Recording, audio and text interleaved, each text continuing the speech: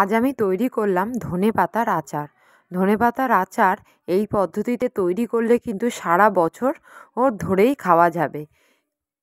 প্রথমে দেখো এখানে আমি 2 আঁটি ধনেপাতা নিয়েছি, সেটাকে ভালো করে কেটে নিয়ে ছোট ছোট করে কেটে নিয়ে ভালো করে জল দিয়ে কিন্তু ধুয়ে নিচ্ছি, যাতে কোনো রকম বালি না থাকে।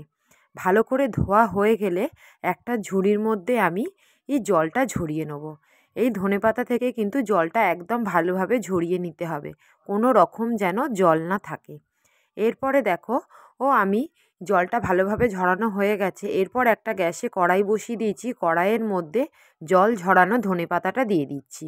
দিয়ে আবারও যেইটুকুনি জল আছে ধনেপাতার গায়ে লেগে সেইগুলোকে ভালো করে নাড়াচাড়া করে নিয়ে আমি জলটাকে শুকিয়ে নিচ্ছি।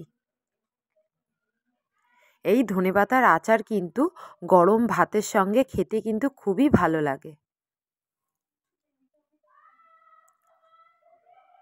এখানে দেখো ধনেপাতা থেকে যে জলটা ছিল অনেকটাই ভালোভাবে শুকিয়ে গেছে। এরপর এটাকে আমি নামিয়ে নিচ্ছি। নামিয়ে নিয়ে একটু ঠান্ডা করে মিক্সিতে ভালো করে পেস্ট করে নিচ্ছি। এরপর দেখো এখানে একটা বাটিতে আমি বেশ খানিকটা তেঁতুল গুলে রেখেছি। সেই তেঁতুলগুলার মধ্যে দিয়ে দিচ্ছি লঙ্কার গুঁড়ো, ধনের গুঁড়ো, নুন আর দিয়ে দিলাম হলুদ গুঁড়ো, দিয়ে ভালো করে গুলে রেখে দিচ্ছি।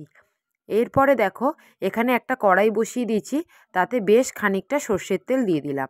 আর তাতে দিয়ে দিচ্ছি 5 ফোড়ন আর শুকনো লঙ্কা।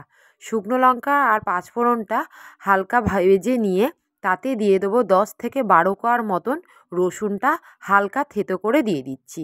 এরপর দিয়ে দিলাম 1 চামচের মতন আদা বাটা, দিয়ে ভালো করে মশলাটাকে ভেজে নিচ্ছি। মশলাটা ভালো করে ভাজা হয়ে গেলে এরপর যে বাটিতে সব মশলাগুলো গুলে রেখেছিলাম সেই বাটির মশলাটা দিয়ে দিচ্ছি। দিয়ে ভালো করে কিন্তু নাড়াচাড়া করতে হবে 2 মিনিট ধরে।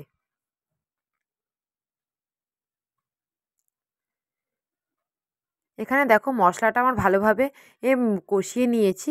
এরপর যে ধনেপাতা বাটাটা রেখেছিলাম সেই ধনেপাতা বাটাটা দিয়ে দিচ্ছি। দিয়ে মশলার সঙ্গে ভালো করে নাড়াচাড়া করে কিন্তু মিশিয়ে নিচ্ছি। ধনেপাতা বাটাটা দিয়ে বেশিক্ষণ কিন্তু রান্না করা যাবে না। 1 মিনিটের মতনই ভালো করে নাড়াচাড়া করে নামিয়ে নিলেই কিন্তু আমাদের রেডি হয়ে যাবে এই ধনেপাতার আচার। এরপর ঠান্ডা করে কাচের বয়মে রেখে দিতে হবে আর মাঝে মাঝে একটু রোদে দিতে হবে। তাহলেই সারা বছর ধরে এই ধনেপাতার আচার খাওয়া যাবে।